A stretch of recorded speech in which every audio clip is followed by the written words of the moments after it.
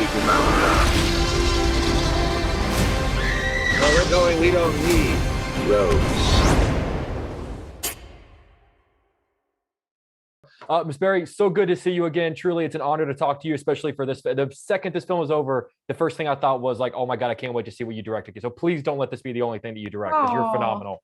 Thank you. Gosh, thank you very much. I've got so many questions for you. Now that you do have experience behind the camera, you know what it takes to pull off a film from the perspective of a filmmaker. Which of your past films do you now see differently because you can look at them through the prism of a director? And are there any of your past movies that now you wish you'd actually just had the chance to direct? I would love to direct Catwoman. If I can get a hold of that now, knowing what I know, having had this experience and reimagine that world the way I reimagined this story. This Bruise was written for a white Irish Catholic, like 25-year-old girl, and I got to reimagine it.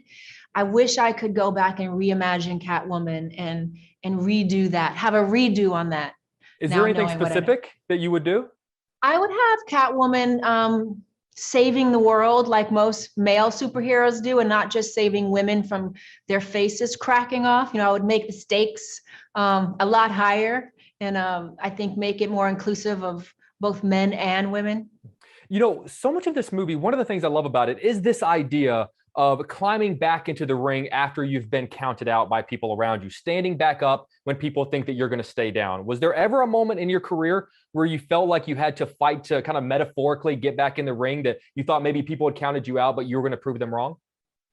I don't really know. I can't really determine if anybody counted me out, but I do know that I had feelings where I failed at something or something didn't turn out the way I had hoped it would turn out.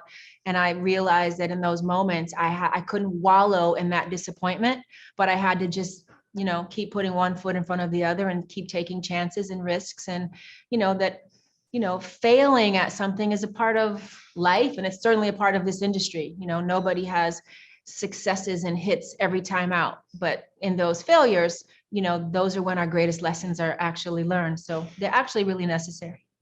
And it prepares you to succeed, which I think is obviously the point of why this film worked out so well and why it turned out so great. With everything that you've learned as a director with this film, all the new perspectives that you have going on in your head, what's the most important thing that you learned behind the camera that you really wish you had known as an actor earlier in your career? I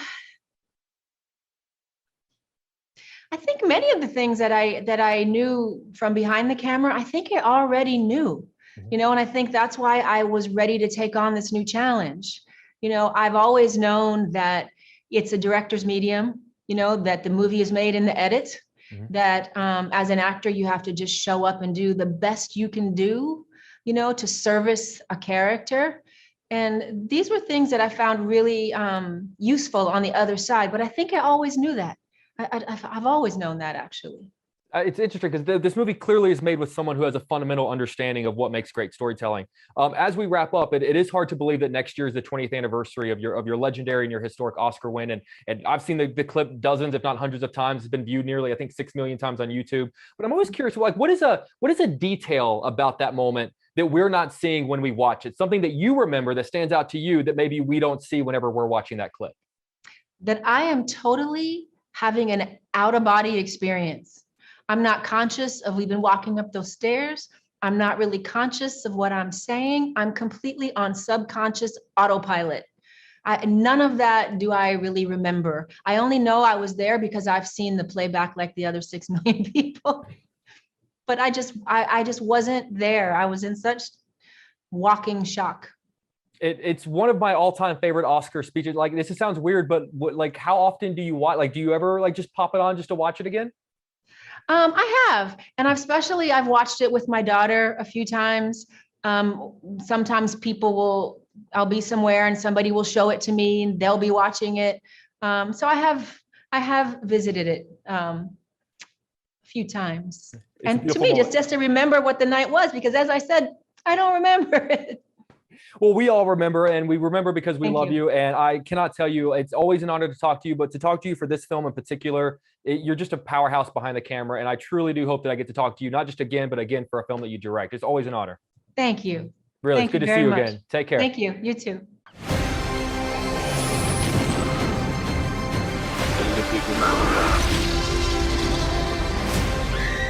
going, we don't need rogues.